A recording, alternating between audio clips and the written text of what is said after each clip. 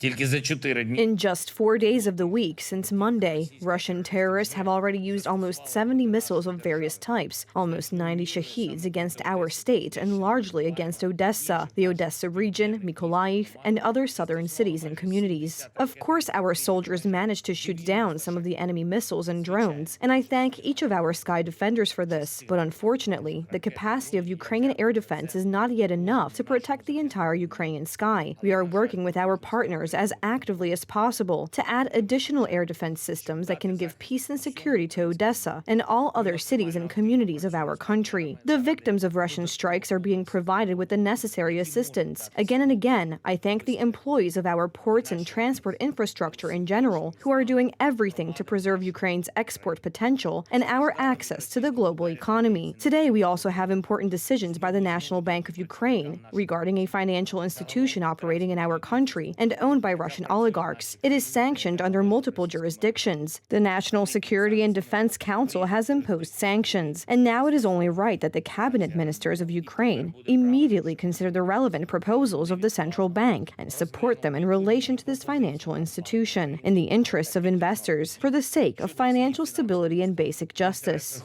Вкладників